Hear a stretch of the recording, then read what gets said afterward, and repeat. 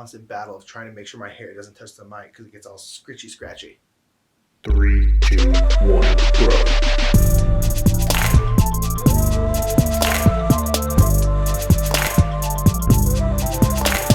What's up, everybody? My name is Nick Murphy. I'm one half of the Brothers Murph, and this is Metagame Minute. Metagame Minute is a weekly segment where Mike or I talk about anything we want to talk about in the gaming world today. Today, I want to talk about a concept that I guess most people talk about as like next level games. So these are the games I would say, introduce to people after you've taught them gateway games. Gateway games, if you don't know, are games that you teach to people who are just getting into the hobby. It's their first modern hobby board game ever.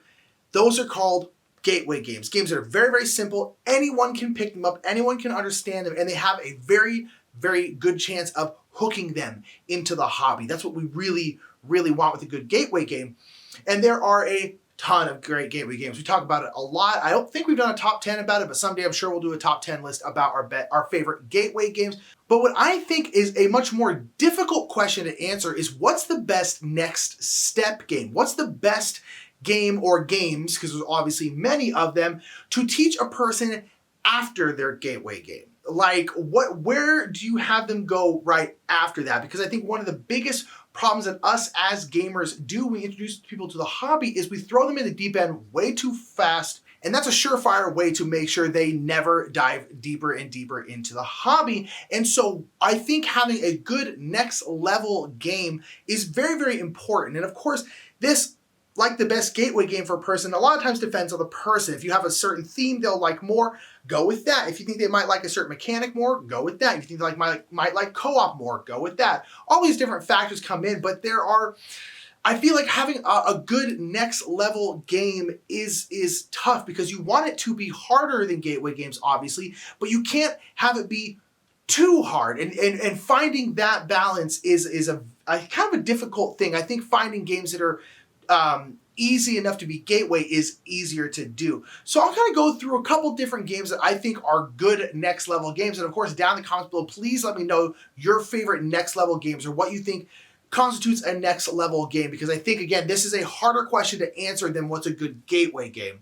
But I think if they say you introduce them to like Barren Park, or you introduce them to some kind of tile laying game, or maybe a game where adjacency really matters in terms of tiles, I think having something like Quadropolis or maybe Tales of Glory is a great next level game. Both of these you probably could teach to someone who's brand new, but I think they might be a little bit too advanced. But nonetheless, both of these are great tile games that have to do with adjacency. So putting tiles next to each other matters, and where you put them in your little map or in your little city really, really matters. And there's a little bit more to think about. There's a little bit more to think about when it comes to the drafting of the tiles.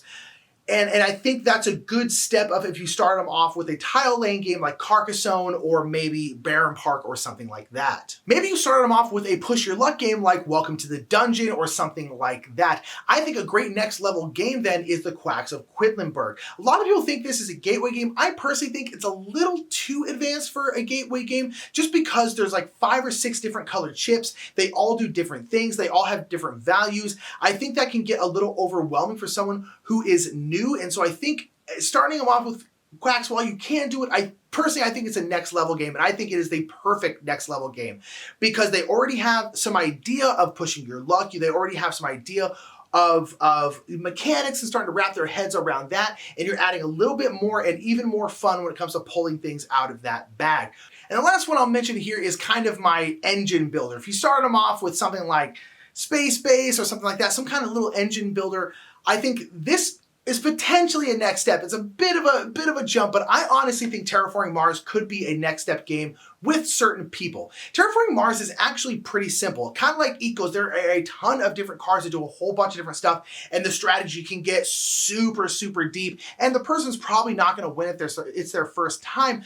But in terms of what you're doing in Terraforming Mars, it's pretty simple in my opinion. You're getting money, you're paying for these cards with that money. There are thresholds you have to hit. You have to have a certain amount of oxygen, certain amount of heat, that kind of stuff. But for the most part, everything is laid out pretty simply on the cards as especially if you're playing just the base game.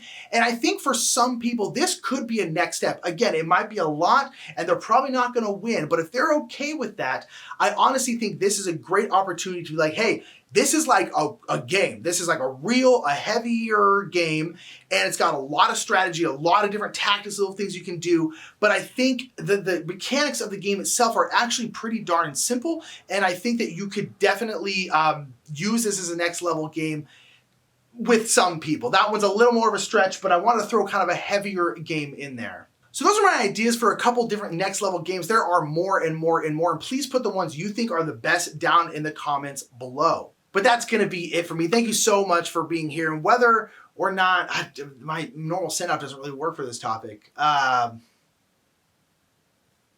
more meta, the more beta. Let's just go with that.